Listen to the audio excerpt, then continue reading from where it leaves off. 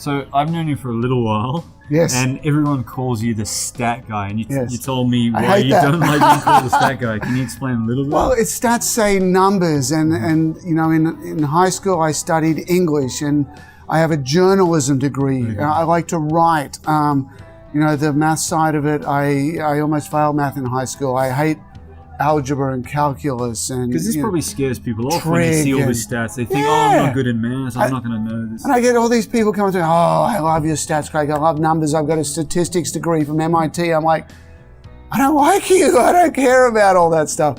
I use stats simply to explain winning and losing. Stats are a language. You know, I'm here in Hong Kong and I get in the car and, you know, the language of Chinese, I don't understand a word. But the language of tennis is rooted in the numbers and the percentages, and to figure out, is it better to serve wide or down the tee? Is it better to forehand or backhand? Is it better to come forward or stay back? You know, we have numbers for those things. We don't need to guess anymore. Yeah, and for me it's fascinating, and I just want to know what you think, how long you think it's going to take for this kind of message and this, you know, transference of people thinking that they should be staying on the baseline, rallying all day, to actually using the numbers that you're showing to everyone, and they're not numbers that you created. Right. They're just facts. Well, our talk tonight, we had a large group here in the room. It was fantastic. The talk was at 9 o'clock. I think by 10 o'clock tonight, we've got a transformational change for everyone in this room. So I'd say about an hour would be about right. And you know, I work with the Italian Federation. I've been over there several times working with all of their high performance coaches. I go around the country to the different cities. They are doing an amazing job of taking this information immediately and going, yes, you know, you can't, how do you argue with it? You know, it's not Craig's opinion. It's not, you know, what we think is better. Here is the facts of junior tennis and pro tennis, and here is the pathway. And, you know, we've just never had that. So, you know, in some instances you say, well, there's some resistance to this because it's new. It's brand new. We've never seen numbers. Do we trust them? What is going on? But coaches all over the world are doing an amazing job. They're starting to absorb it. They're starting to spread the message. And understand what, you know, is there a big difference between winning 55% of points for the year or 52%? It's monstrous. It's millions of dollars. You know, 1 or 2 points out of 100.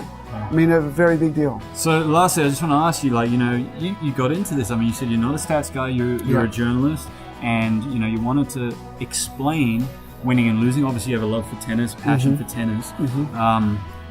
So why do you do this now? What are you trying to get out of it? What makes you happy in what you're doing? Because I know you're happy. Yeah, I'm very happy. Yeah. I want to change the practice court. Okay. The match court will take care of itself. No one's going to, you know, dictate what happens on a match court. We go out there and we do what it takes to win. The practice court is broken. We spend way too much time working on consistency, shot tolerance, repetition. You know, and at the beginning for a beginner player, it's a big deal. But once you develop, once you become a good competitive player, you're playing tournaments regularly, you've got to look at how the match is cut up and what's happening in competition, and then slice that, make derivatives of that, and then go to the practice court and be smarter with your practice. And I see so many kids leave our sport because they become disinterested, because they're only rallying, because you know, they're not winning. They're not able to be creative. They lose that variety. Exactly. So I want our practice court to be very specific on what happens in a match, and to have them understand that if you practice more serving and serve +1 and return +1 and still work, help you on the match and still work on consistency, but just, you know, we've only got an hour in that private lesson. So something's got to give. We've got to drop the rallying cross court, not give it up altogether, but we've got to drop it down, and we've got to add the other elements that matter the most to winning, and let the kids go out there and feel like what's happening in a match. Yes, I'm prepared for that because I worked on that on my practice court.